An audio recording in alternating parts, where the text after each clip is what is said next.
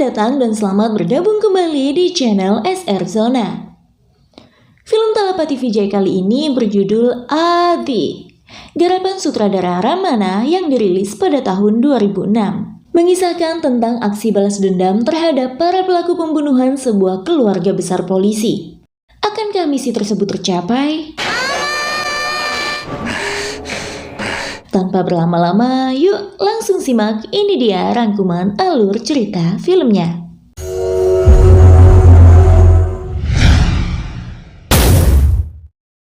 Awal film menampilkan adegan seorang gadis bernama Anjali yang tengah bermain dengan seekor burung merpati di tepi pantai kota Rameswaram, negara bagian Tamil Nadu. Selanjutnya seorang pensiunan polisi bernama Sankar menghampiri dan duduk di samping Anjali. Mereka pun berbasa-basi. Sankar berkata bahwa baru pertama kali melihat Anjali.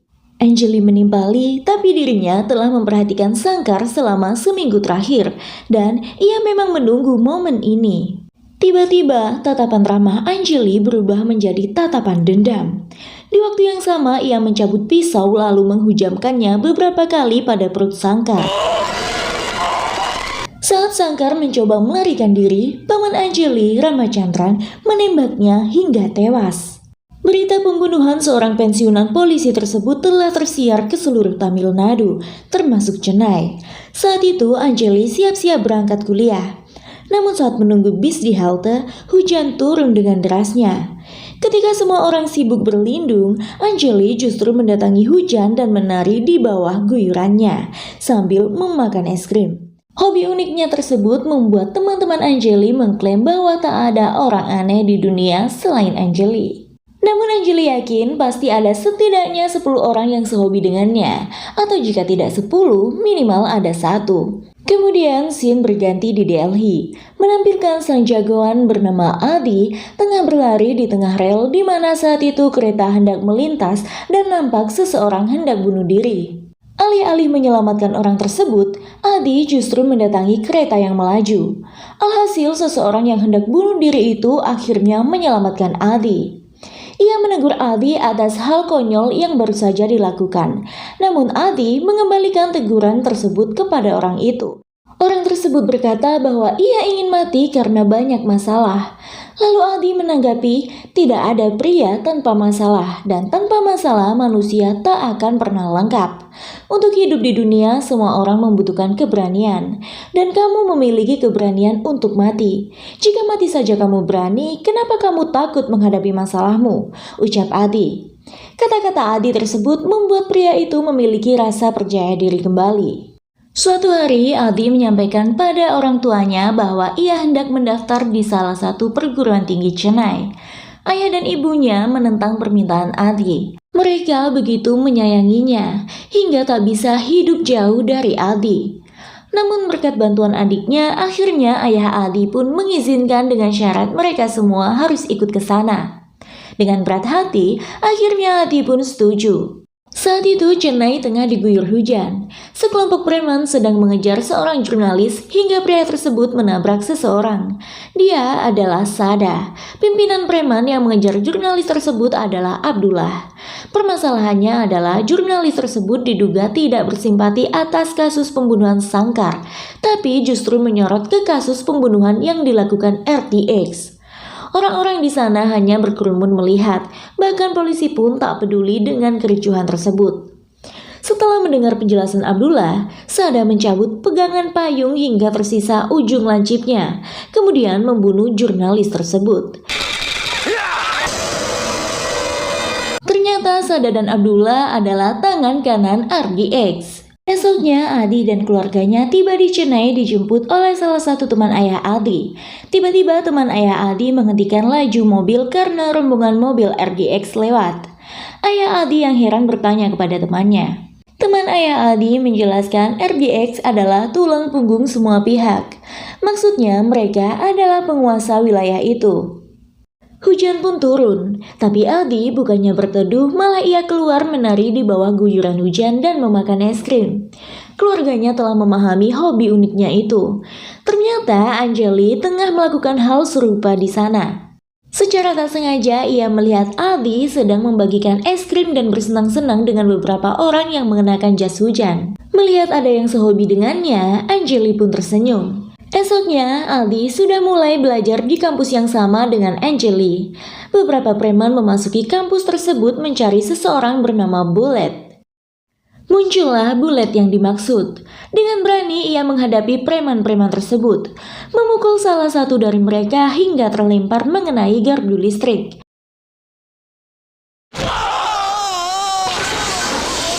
Saat Aldi hendak menggunakan handphonenya, Bullet mengambil handphone tersebut lalu menghubungi ambulans. Dengan cepat ambulans meluncur. Bullet pun memasukkan semua preman dalam ambulans tersebut. Lalu ia juga turut masuk. Di sana Bullet membayar preman-preman tersebut. Ternyata Bullet hanya melakukan pencitraan di depan semua mahasiswa dan mengklaim dirinya sebagai jagoan supaya teman-temannya terkesan padanya. Saat Bullet keluar ambulans, Aldi meminta kembali handphonenya. Bullet yang sok jago menantang Aldi jika bisa mengambil handphonenya. Dengan mudah Aldi mengeluarkan kartu as penipuan Bullet bahwa preman-preman tadi adalah preman bayaran Bullet sendiri. Seketika Bullet pun menjadi pucat. Ia meminta Aldi untuk bungkam demi nama baiknya. Lalu Aldi pun pergi bersama handphonenya. Di perpustakaan kampus, Aldi mencoba mencari tahu tentang Angeli setelah pertemuan saat hujan kemarin. Dengan sebuah trik, Aldi bertanya pada Angeli tentang detailnya, meliputi nama, alamat, dan status. Setelah mendapat pernyataan bahwa Angeli masih single, Aldi langsung berterus terang bahwa dirinya menyukai Angeli begitu melihat Angeli saat hujan kemarin. Aldi juga bercerita jika saudara perempuannya suka mengolok-olok Aldi karena memiliki hobi yang aneh. Sebab itulah Aldi mengundang Angeli suatu hari untuk bertemu dengan saudara perempuannya. Ia ingin membuktikan bahwa di dunia ini bukan hanya dirinya yang memiliki hobi unik, bersenang-senang saat hujan turun sambil memakan es krim.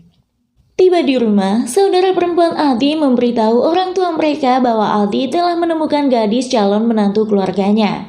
Dan ayah ibu Aldi pun meminta Aldi untuk memperkenalkannya. Esoknya di kampus, Aldi melihat seorang yang berpenampilan rapi seperti dosen. Bullet berkata pria itu orang yang ramah kepada semua, sehingga para mahasiswi sangat menyukainya. Namun Aldi menemukan sebuah kejanggalan. Ia mendengar suara jepretan foto handphone yang mengarah kepada bagian sensitif para mahasiswi yang mengerumuni pria itu. Setelah memastikan kebenaran prasangkanya, Aldi langsung menghajar pria tersebut dan memberitahu para mahasiswi tentang apa yang dilakukan oleh pria itu.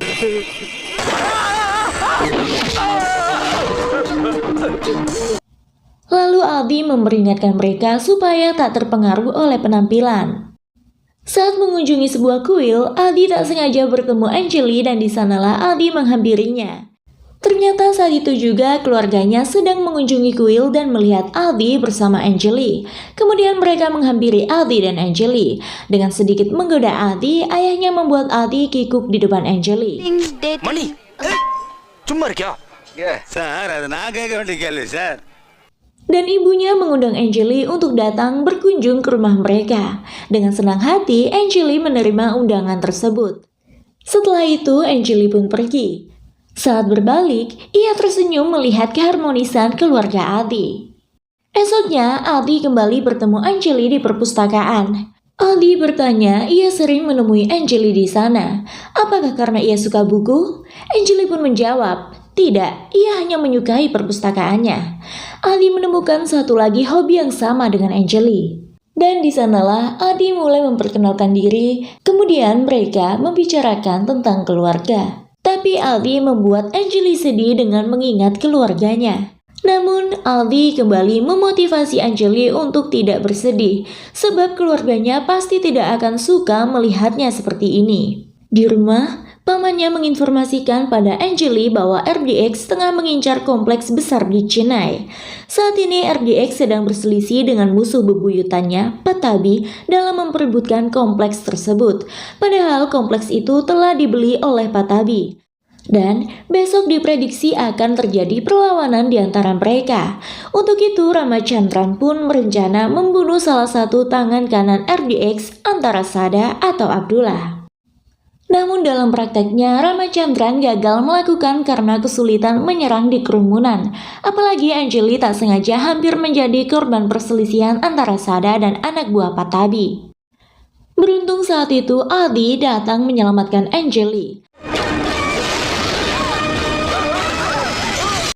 Lalu dengan cepat, pamannya membawa pulang Anjali sebelum Adi melihatnya. Malam harinya, RGX mendatangi Patabi setelah mendengar Patabi hendak membunuhnya. Tak tanggung-tanggung, RGX langsung menebas salah satu anak buah Patabi dan memaksanya menandatangani dokumen kepemilikan kompleks yang diincarnya. Karena di bawah intimidasi RGX, akhirnya Patabi pun menandatangani dokumen tersebut. Suatu hari saat Anjali datang ke rumah Adi, tak sengaja ia mendengar Adi mengungkapkan perasaannya terhadap Anjali kepada keluarganya. Anjali yang malu akhirnya mengurungkan niat menemui Adi. Dalam perjalanan pulang ke rumahnya, Anjali berpapasan dengan Sada. Setiba di rumah, ia menumpahkan kemurkaan bahwa ingin membunuh Sada pada Ramachandran. Tapi Ramachandran mengingatkan Anjali supaya tidak tergesa-gesa karena akan merugikan mereka. RDX கொல்றது அவ்வளவு easy இல்ல. Di lain tempat, RGX menemui Patabi, salah satu menteri korup. RGX meminta Patabi untuk mendudukan Sada dan Abdullah di parlemen sepertinya. Dan secara tak sengaja saat itu Ramachandran melihat pertemuan mereka. Di sisi lain, benih-benih cinta di antara Adi dan Anjali mulai tumbuh. Suatu malam, Sada dan Abdullah menemui Patabi membicarakan kelanjutan rencana mereka. Patabi berkata bahwa ia kesulitan memberikan kedudukan kepada mereka sebab Patabi lebih dekat dengan menteri pusat. Lalu Sada berniat membunuh Patabi esok hari. Hal tersebut juga didengar oleh Ramachandran. Ramachandran menyadap pembicaraan mereka di balik tirai tempat mereka duduk. Esoknya saat hendak melangsungkan aksi balas dendam, belum sempat Ramachandran menarik pelatuk senapannya. Hanya dalam hitungan detik ketika pandangan terhalang oleh balon-balon beterbangan, Adi menembak dahi Sada. Seketika Ramachandran pun bingung, begitu juga dengan Patabi.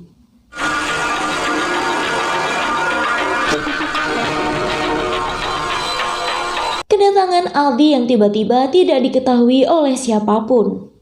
Hal itu membuat RGX sangat marah. Ia mengira Patabilah yang bertanggung jawab atas pembunuhan Sada. Malam harinya, RGX mendatangi sebuah klub dan membunuh Patabi di sana. Adi juga ada di sana. Dengan bantuan bulet yang mematikan sekring lampu klub malam itu, Adi mencekik RGX dalam kegelapan, berkata bahwa ia yang membunuh Sada dan target selanjutnya adalah Abdullah.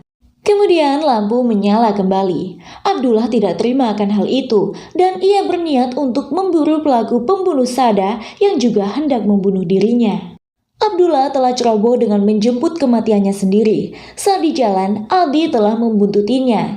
Ketika hendak menembak Abdullah, ia berhasil menghindar lalu tembakan mengenai lengan sopirnya, mengakibatkan mobil hilang kendali dan menyebabkan kecelakaan lalu lintas. Anehnya, anak buah RGX masih selamat termasuk Abdullah. Mereka sempat berkelahi dengan Adi, hingga terakhir Abdullah yang menjadi targetnya berlari di sepanjang jalan. Adi pun mengejarnya dengan parang. Secara kebetulan saat itu keluarganya sedang melintas dan menyaksikan langsung anaknya memenggal kepala Abdullah. Kematian Abdullah membuat RGX semakin murka. Ia telah kehilangan dua pengawal kebanggaannya. Atas hal itu, RGX pun memerintah anak buahnya untuk mengidentifikasi pelaku. Di rumah, keluarga Adi seakan tak menyangka Adi melakukan hal sesadis itu. Karena tak ingin keluarganya larut dalam prasangka buruk tentangnya, akhirnya Adi pun menceritakan masa lalu yang selama ini disimpannya dengan rapi. Pada awal pertemuan mereka mengangkatnya menjadi anak, Adi mengaku sebagai yatim piatu. Padahal sebelumnya ia memiliki keluarga besar yang bahagia. Perpustakaan tempatnya kuliah sekarang adalah rumahnya dahulu. Ayah Adi adalah seorang polisi jujur yang berhasil menangkap salah satu anggota RGX, yaitu Robert, yang meruda paksa anak di bawah usia setelah Robert bersembunyi di rumah menteri korup. Atas saran Sangkar, seorang polisi korup, RGX mendatangi rumah Aldi. Bersama anggotanya, ia mengancam kakek Aldi dan seketika Aldi kecil bersama sepupu-sepupunya menyilangkan pedang di depan RGX. Lalu ayah Aldi pun datang membawa pasukan dan memenjarakan mereka semua. Kemudian hujan pun turun dan semua keluarga besar Aldi keluar bersenang-senang. Disinilah terungkap bahwa Angeli dan Aldi adalah sepupu. Sementara di penjara, RGX dibebaskan oleh polisi korup yang tak lain adalah Sangkar.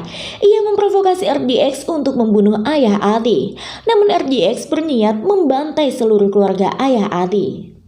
Ketika itu, Aldi beserta keluarga besarnya sedang berlibur di villa mereka.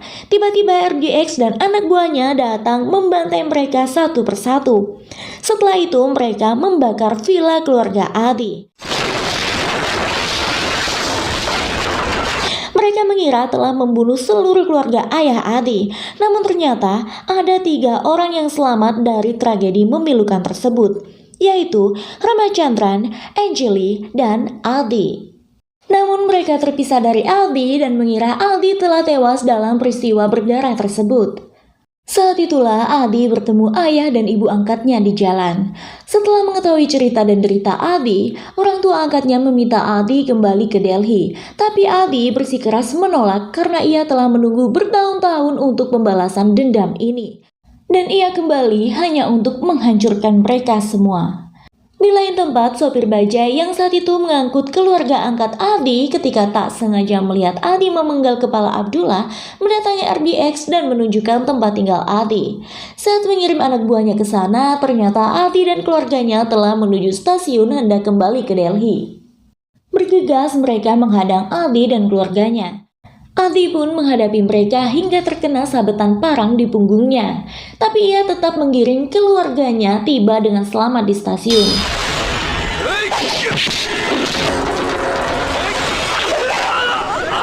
Beruntung ayah, ibu, dan saudara angkatnya berhasil menaiki kereta api untuk kembali ke Delhi.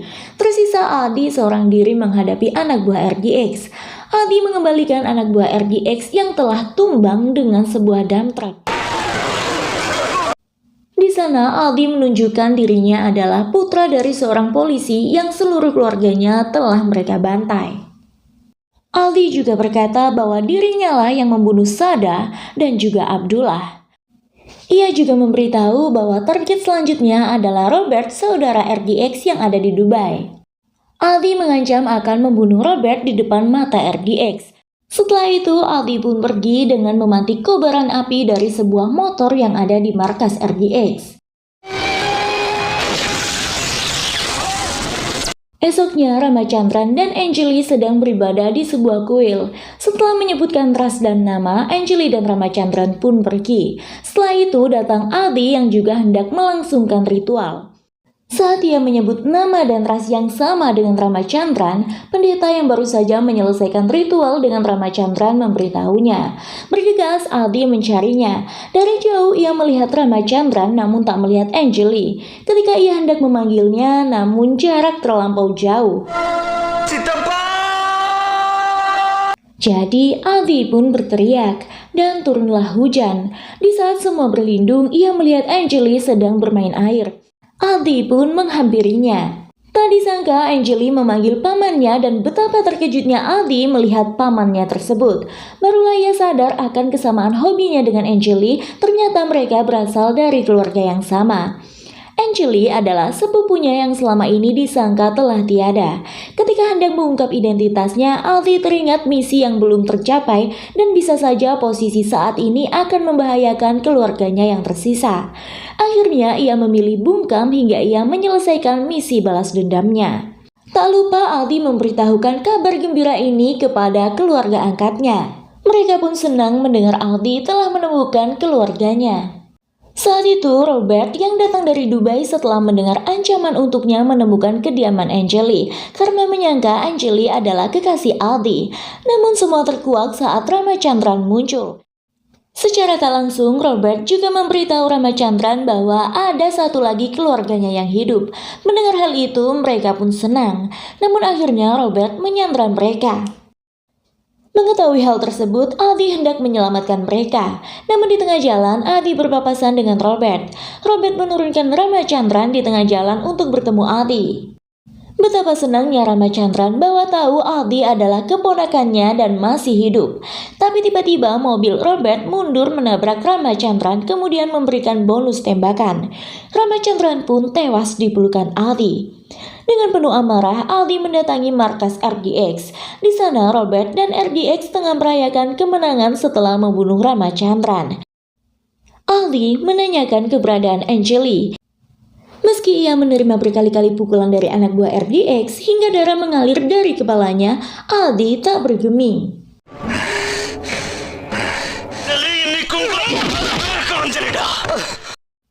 Kemudian RGX menyambungkan telepon dengan Anjali. Saat itulah Anjali mengetahui bahwa Aldi adalah sepupunya. Ia sangat senang. Kemudian Anjali meminta Aldi untuk membunuh mereka semua. Berkat dorongan Anjali, Aldi mendapatkan kekuatannya kembali. RGX mengatakan bahwa Anjali berada di rumah lamanya alias perpustakaan. Lalu Robert menantang Aldi untuk membunuhnya di depan RGX. Ia sangka jika Anjali menjadi tawanan mereka, maka Aldi tak akan berani bertindak lebih. Nyatanya Aldi membuktikan kata-katanya. Ia menembak mati Robert di depan RGX dan para anak buahnya. Setelah itu, Aldi bergegas pergi menyelamatkan Anjali. Ia menelpon Bullet untuk memerintahkan kawanannya membebaskan Anjali. Anjali yang bebas bergegas menyusul Aldi. Bullet menelpon Aldi untuk menggiring RGX dan anak buahnya ke tempat di mana peristiwa pembunuhan keluarga besarnya terjadi, seperti pesan Anjali. Aldi pun lebih dulu tiba di sana. Lalu ia menabrak mobil yang ditumpangi RGX dan anak buahnya, hingga mereka semua terlempar berjatuhan. Kecelakaan pun tak terhindarkan. Di sana, Aldi kembali bertarung melawan anak buah RGX dan mengalahkan mereka. Selanjutnya, Aldi menghajar RGX dan mengungkapkan kekesalannya. Aldi beradu kepala dengan RGX hingga mereka sama-sama tumbang. Namun saat Anjali datang memanggil namanya, ia bangkit kembali. Ketika hendak menghampiri Anjali, RGX juga bangkit dan hendak menombak Aldi dengan runcingan kayu yang terbakar. Menyadari hal itu, dengan cekatan Aldi melemparkan pecahan figura yang terbakar tepat mengenai leher RGX. RGX pun tewas dan Aldi berhasil mencapai misinya. Di akhir film, Aldi bersatu kembali dengan Anjali, satu-satunya keluarga yang tersisa. Dan film pun selesai.